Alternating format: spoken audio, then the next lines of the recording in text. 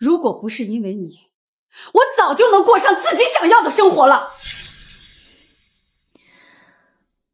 我也是，我以为他想要的生活是打麻将、跳广场舞，是和那些阿姨攀比谁的儿子更有出息，而我想要的生活是没有他的唠叨，没有他那句我都是为你好。我们就像是困在同一个笼子里的两只刺猬，谁都想离对方远一点，却又被命运死死拴在一起。直到那天，我们因为一张不及格的物理试卷吵得天翻地覆，他撕了我的卷子，我砸了他最爱的花瓶。你看看你，这就是你考的成绩。我天天起早贪黑照顾你，你就用这个来回报我？我已经努力了，是你天天盯着我，我根本学不进去。江瑶，你就是来讨债的！林慧，你才是我人生的债主！我们在楼梯上推搡，脚下一滑，一起滚了下去。在睁眼时，我看到了医院的天花板，我想动一动，却感到一阵钻心的腰痛。我低头，看见的不是16岁的单薄身体，而是一双皮肤有些松弛的手。镜子里是我妈那张写满疲惫的脸，而我正躺在隔壁病床上，用我自己的声音发出一声属于我妈的惊叫。我们互换了身体。江瑶，你还愣着干什么？还不快去公司请假！我妈，哦不，现在是顶着我身体的林慧，正一脸焦急地对我发号施令。她的嗓音还是我那副清亮的少女音，可语气里的颐指气使和我妈一模一样。我看着她笨拙地想从病床上坐起来，结果扯到了我摔伤的胳膊，疼得龇牙咧嘴。她动了一下，又扶住了腰，眉头紧紧皱起。这身体怎么回事？动一下就腰酸背痛的。她似乎被青春期过剩的荷尔蒙影响，情绪波动得厉害。我心里一阵暗爽，让你再天天骂我弱不禁风，现在知道这身体有多娇贵了吧？我活动了一下自己的身体，除了腰椎处传来钝痛，其他地方倒还好。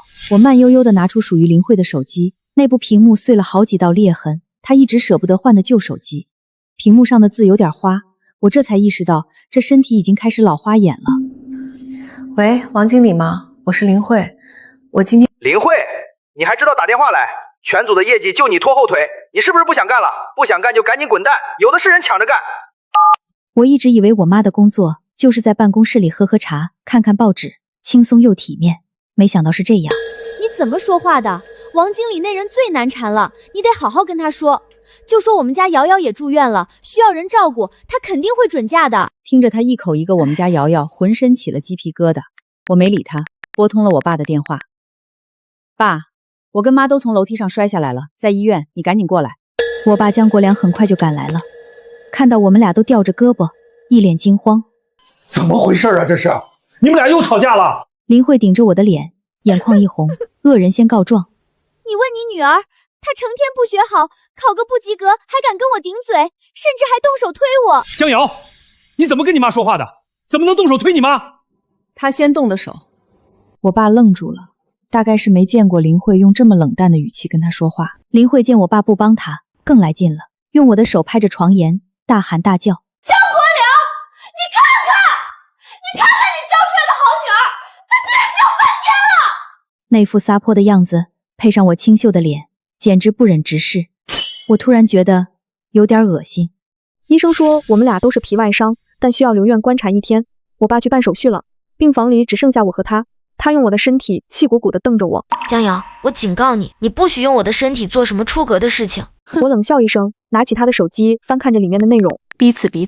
他的手机没什么秘密，联系人除了亲戚就是同事，微信里全是工作群和砍一刀的链接，相册里除了几张风景照，剩下的全都是我。我刚出生时皱巴巴的样子，我第一次走路时摔倒的样子，我上学第一天背着大书包的样子，还有一张是我初中得了演讲比赛第1名，笑得像个傻子。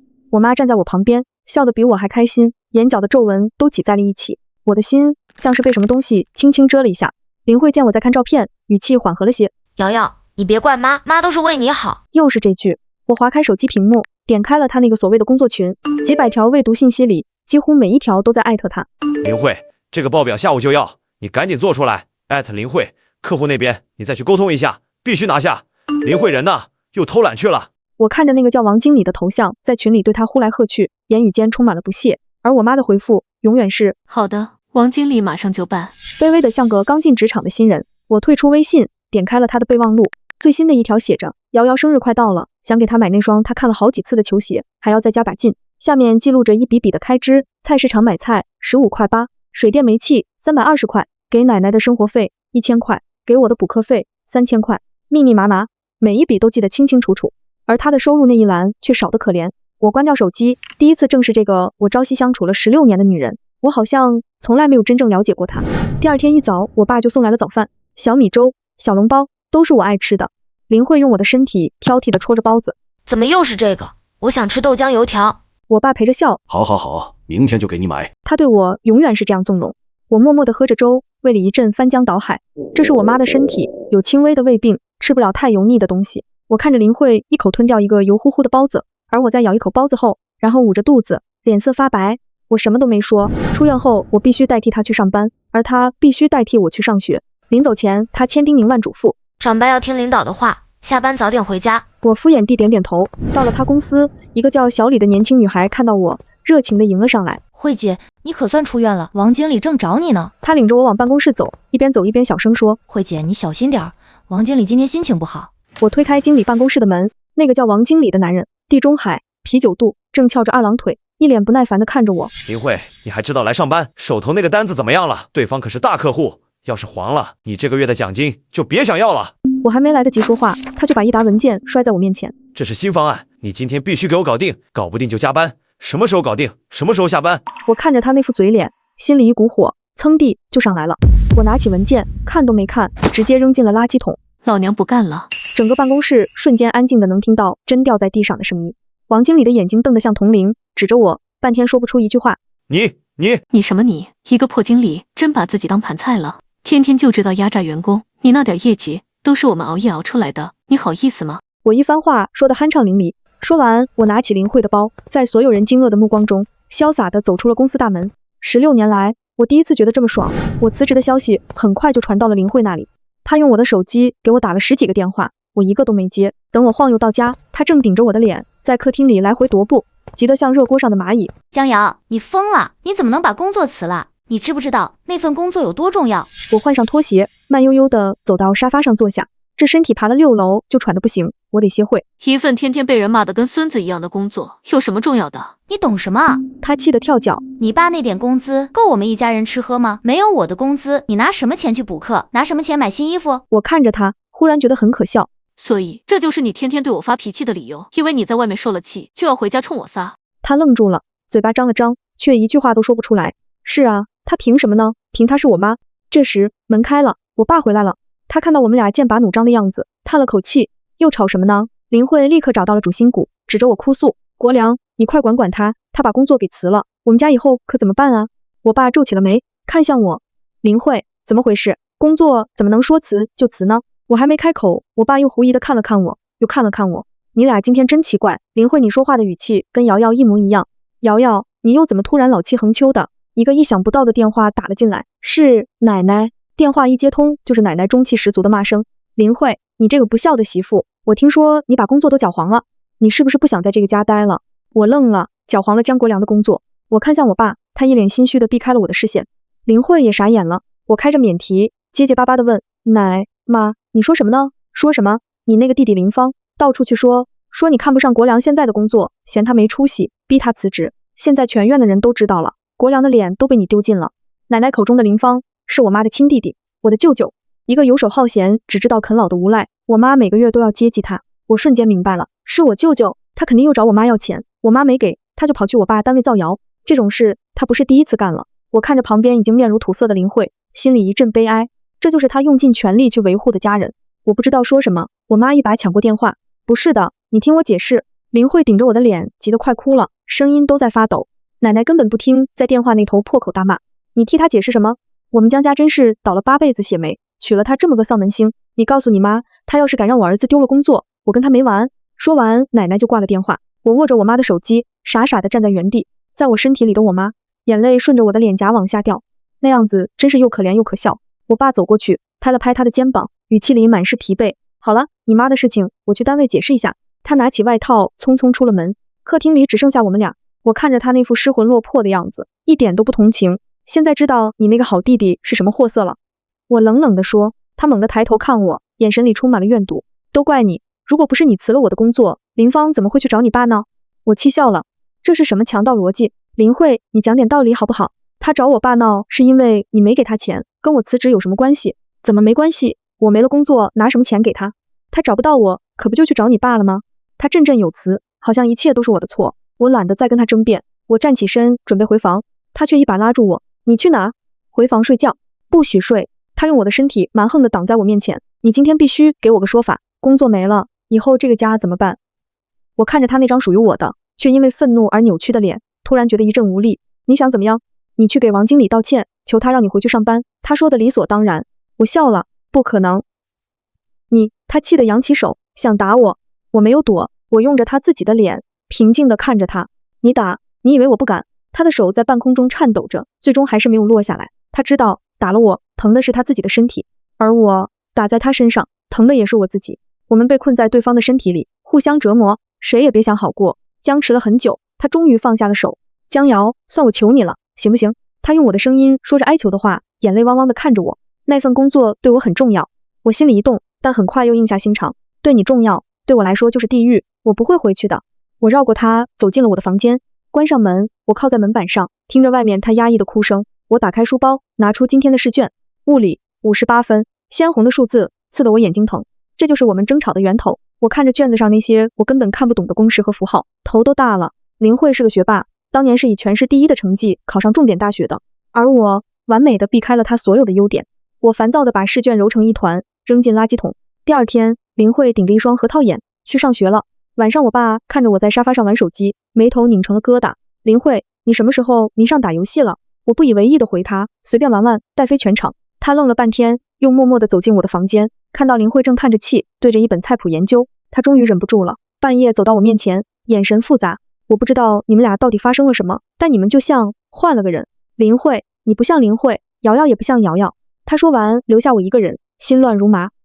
我一直以为我妈偏心舅舅，是因为他们是亲姐弟，现在我才明白，这根本不是偏心，这是勒索。我翻看着转账记录，每个月都有一笔固定的3000块钱转到林芳的账户上，备注是封口费。封什么口？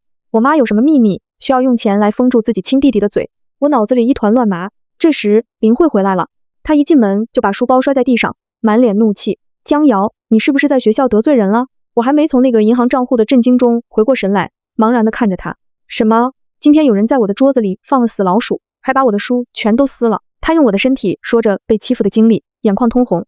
我心里一惊，校园霸凌，我怎么不知道是谁干的？我怎么知道？他吼道。我一进教室就这样了，老师问是谁干的，也没人承认。江瑶，你到底在学校惹了什么事？我仔细回想了一下，我性格不算开朗，在班里没什么朋友，但也没跟谁结过仇。除了我的脑海里浮现出一个女生的脸，班长周倩，她家境很好，长得也漂亮，是老师眼里的宠儿，男生眼里的女神，但她一直看我不顺眼，因为陈默是我的同桌，也是我们班的物理课代表，成绩很好，她经常给我讲题，周倩就很不高兴，觉得我抢了她的风头。难道是她？你是不是跟那个陈默走得太近了？林慧突然问。我心里咯噔一下，妈，我今天看到他给你递纸条了。他打断我，语气严厉。江瑶，我跟你说过多少次了，你现在是高中生，要以学业为重，不许早恋。又是这套说辞。我疲惫地闭上眼。我们没什么，他会给你传纸条。你当我傻吗？我不想再跟他解释，因为我知道，无论我说什么，他都不会信。在他眼里，我就是个不学术，只会早恋的坏女孩。我们又一次不欢而散。晚上，林慧躺在我的床上，翻来覆去睡不着，枕头底下好像有什么东西硌着我。她伸手一摸，是一个硬硬的日记本，是女儿的日记本。她还以为女儿从来没有写日记的习惯。林慧鬼使神差地打开日记，里面是女儿熟悉的字迹，记录着一些琐碎的小事。今天物理又没及格，妈妈很生气，骂了我一顿。其实我也很难过，但我不想让她看到我哭。物理就像一个怪物，我真想放弃，可是妈妈说考不上好大学就没出路，我真的好迷茫。陈默今天又给我讲题了，他真好。周倩瞪了我一眼，我假装没看见。今天在食堂有人故意把汤洒在我身上，我知道是周倩他们干的，我没告诉妈妈，我不想让她担心。妈妈工作很辛苦，我想给她买一个好一点的按摩椅。她的生日快到了，我找了一份兼职，在餐厅刷盘子，虽然很累，但我觉得很值得。今天发工资了，离目标又近了一步，但是我好累啊，有时候真的觉得活着好没意思。最后一页是一行潦草的字，如果我消失了，妈妈会不会轻松一点？林慧的手开始不受控制的颤抖。日记本从他手中滑落，掉在地上。他捂住脸，眼泪从指缝间涌出。原来他的女儿过得这么辛苦，原来并不是他一个人在默默承受，而他的妈妈却什么都不知道。他只知道责怪他成绩不好，指责他不听话。他甚至从来没有真正关心过他。开不开心？林慧第一次觉得他这个妈妈当得有多失败。第二天，我用林慧的手机给舅舅林芳打了个电话。姐，你终于肯联系我了，钱准备好了吗？电话那头是他一贯的无赖腔调。我压下心里的恶心，冷冷地说：什么钱？你少跟我装蒜，封口费啊！你忘了你当年干的那些好事了？我干了什么好事？电话那头沉默了一下，随即传来他猥琐的笑声。怎么，年纪大了，记性都变差了？要不要我提醒提醒你，当年是谁为了一个野男人，差点跟家里断绝关系？是谁未婚先孕，然后把孩子打掉？我的脑子嗡的一声，未婚先孕，野男人，我妈，这怎么可能？在我心里，我妈一直是个保守又传统的女人，她怎么会？我告诉你林慧，你要是敢不给钱，我就把这些事全都捅到江国良那里去，我看到时候他还要不要你？林芳恶狠狠地威胁道。我挂了电话，浑身冰冷。我终于明白那个银行账户的密码为什么是林芳的生日了，也终于明白他为什么这么多年一直被这个无赖弟弟予取予求，因为他手里握着他最致命的秘密，一个足以摧毁他现在所有生活的秘密。我坐在沙发上，呆呆地看着窗外。我爸江国良是个老实本分的男人，在一家国企上班，思想很传统。如果他知道我妈在嫁给他之前还怀过别人的孩子，我不敢想下去，这个家会散的。我必须搞清楚那个野男人是谁。我开始翻箱倒柜，寻找我妈过去的东西。在床底一个尘封的旧箱子里，我找到了一个相册。相册很旧了，里面的照片都有些泛黄，大部分是我妈年轻时候的照片。照片上的她笑得明媚张扬，和现在这个被生活磨平了棱角的女人判若两人。我一页页地翻着，突然我的手指停在一张合照上。照片上，我妈和一个年轻男人站在一起，笑得一脸幸福。那个男人眉清目秀，戴着一副金丝眼镜，看起来斯斯文文的，很陌生，我从来没见过。我把照片抽出来，翻到背面，背面用钢笔写着一行字：赠予我最爱的慧，顾泽。顾泽这个名字像一道闪电劈开了我混沌的记忆，我好像在哪里听过这个名字。对了，是上次我妈和她的大学同学聚会，他们聊起大学时的往事，提到了一个叫顾泽的师兄，说他是当年的风云人物，学生会主席，所有女生心里的白马王子。后来他出国了，就再也没有消息了。原来他就是我妈的初恋，也是那个让我妈未婚先孕的男人。我拿着照片，心里五味杂陈，我不知道该怎么办。把这个秘密告诉江国良？不，我不能。我虽然讨厌我妈，但江国良是无辜的，他那么爱这个家，我不能毁了他。可如果不说，就要一直被林芳那个无赖勒索吗？我正纠结着，手机响了，是林慧打来的，她的声音带着哭腔。江瑶，你快来学校一趟，周倩她把我推下楼梯了。我赶到学校的时候，林慧正坐在医务室里，额头上贴着一块纱布，她的校服上沾满了灰尘。周倩和她的父母还有班主任都在。周倩的妈妈，一个穿着名牌、画着精致妆容的女人，正趾高气扬地指着林慧：老师，你可得看清楚了，我们家倩倩手上也受伤了，明明是她江瑶先动的手，我们家倩倩只是正当防卫。周倩站在她妈妈身后，低着头，假惺惺地抹着眼泪。班主任一脸为难：周太太，江瑶同学也受伤了，这件事受伤了又怎么样？谁知道是不是她自己不小心摔的？想讹我们家倩倩。我听着她颠倒黑白的话，气得浑身发抖。我冲过去，一把将林慧护在身后。你胡说，明明是你们家周倩带着几个人把江瑶堵在楼梯口，是她先把人推下去的。我说的是江瑶，但在场的除了我和林慧，没人知道我指的是谁。周倩妈妈上下打量了我一番，眼神里充满了鄙夷。你谁啊？江瑶的家长？你看你这副样子，就能教出什么样的女儿？没教养。我穿着我妈那身洗得发白的旧衣服，头发也因为跑得太急有些凌乱，和她那一身珠光宝气比起来，确实显得很寒酸。我女儿有没有教养，轮不到你来评价。我挺直了腰板，用林慧的身体和我自己的灵魂和她对峙。监控，学校楼梯口都有监控，是不是我们家江瑶先动的手？一看便知。周倩的脸色瞬间白了，她妈妈也有些慌了。班主任像是找到了救星，连忙说：对，看监控，我们去看监控。结果学校管监控的老师说那一段的监控正好坏了，真是叫天天不应，叫地地不灵。周倩妈妈立刻又嚣张起来：看吧，我就说是她自己摔的，老师，这件事就这么算了，我们家倩倩还得回去上课呢。说完，她拉着周倩就要走，我怎么可能让他们就这么走了？我拦在他们面前：不能走，你想干什么？还想打人不成？周倩妈妈尖叫道。我没理她，而是看向一直躲在她身后的周倩：周倩，你敢不敢看着我的眼睛？再说一遍，不是你推的，江瑶。周倩眼神躲闪，不敢看我。我没有。她的声音小得像蚊子哼。你再说一遍。我逼近一步，气势凌人。周倩被我吓得后退了一步，撞到了她妈妈身上。妈，她带着哭腔求助。周倩妈妈心疼坏了，一把推开我。你这个疯女人，你想对我女儿干什么？我告诉你，今天这事没完。她拿出手机就要打电话叫人。就在这时，一个清瘦的身影走进了医务室，是陈默。他手里拿着一个手机，径直走到班主任面前。老师，我有证据。他点开手机，播放了一段音频，里面是嘈杂的争吵声，能清楚地听到周倩恶狠狠的声音。江瑶，你以为陈默会喜欢你这种穷酸鬼？我让你再装清高。接着就是我妈的一声惊呼和重物滚落的声音。周倩妈妈还在狡辩，这是偷录的，不能算数。陈默看着班主任，平静地说，老师，其实我之前就看到周倩他们欺负江瑶了，我录过几次，但我一直不敢拿出来。今天看到江瑶被推下去，我觉得我不能再沉默了。他身后又走进来2个女生，都是我们班的。她们低着头，小声说，老师，我们也看到了，是周倩推的人。眼看事情压不住，周倩妈妈才拉着女儿不情不愿地道了歉。事情的结果是周倩记大过处分，并且当着全校师生的面给我道歉。医务室里只剩下我们3个人，我看着陈默，由衷地说了声谢谢你。陈默看了我一眼，又看了看我身后的林慧，眼神有些复杂。阿姨，你应该多关心一下江瑶。他说完就转身走了。我愣在原地。是啊，我应该多关心一下我的女儿。我转过身，看着顶着我那张年轻的脸却满眼疲惫的林慧，我们谈谈吧。我们找了个公园的长椅坐了下来。深秋的午后，阳光照在身上，暖洋洋的，可我们的心却都是冷的。对不起。我们几乎是同时开口，然后又同时愣住了。我看着他，他看着我。16年来，我们之间除了争吵就是冷战。对不起，这3个字从来没有出现过。你先说。我用林慧的声音轻声说。她，或者说我妈，低着头玩弄着自己的衣角，像个做错事的孩子。瑶瑶，对不起，妈妈，以前对你太凶了。我不知道你在学校受了这么多委屈，我也不知道你为了给我买礼物自己偷偷去打工。我只知道逼你学习，逼你考高分，从来没有问过你快不快乐。他说着眼泪就掉了下来，我的心也跟着一抽一抽地疼。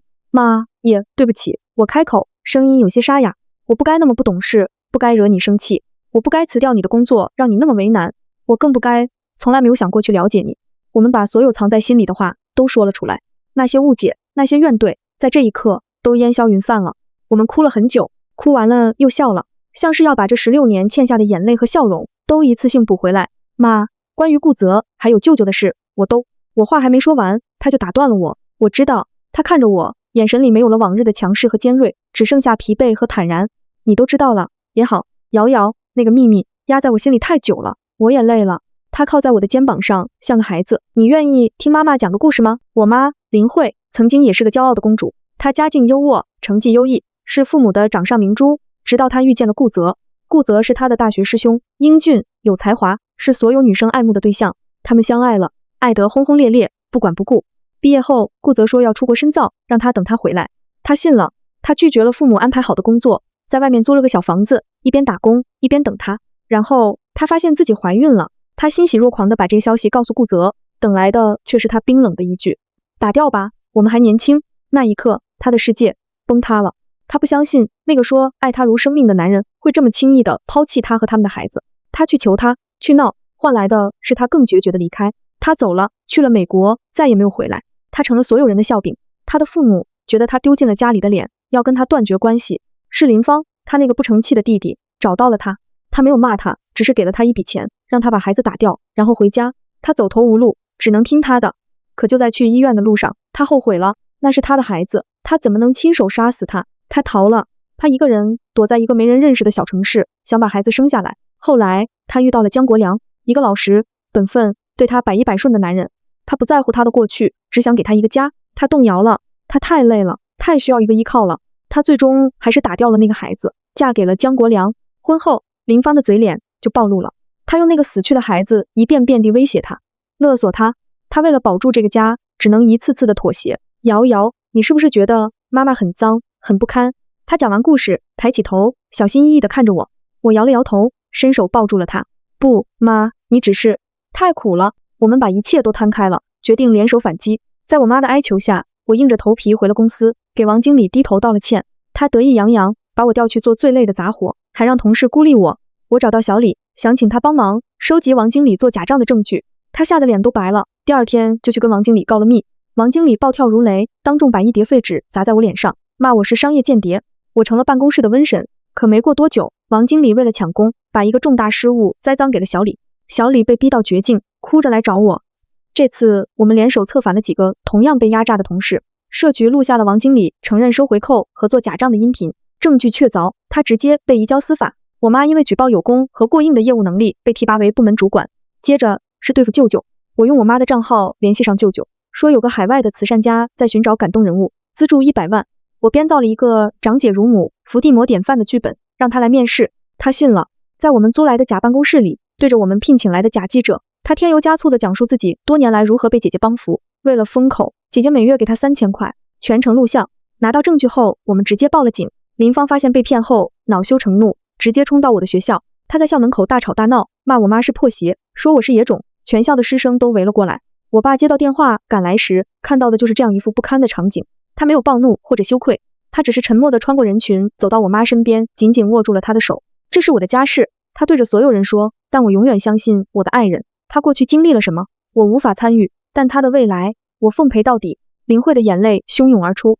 我爸转头看着林芳，眼神冰冷。至于你敲诈勒索、诽谤造谣，我们法庭上见。林芳因为敲诈勒索罪，证据确凿，被判了3年，一切都尘埃落定。那天，我抱住痛哭的妈妈，妈，以后我保护你。她也紧紧回抱我，泪水浸湿了我的肩膀。瑶瑶，妈妈只要你快乐。就在我们相拥的那一刻，世界仿佛静止了。我感到一股温暖的力量将我包裹。在睁眼时，我看见了我妈那张熟悉的、布满担忧的脸，而我正躺在她的怀里。我们换回来了，我们还有很长很长的一生。这一次，是我们一起奔向彼此了。我们的故事才刚刚开始。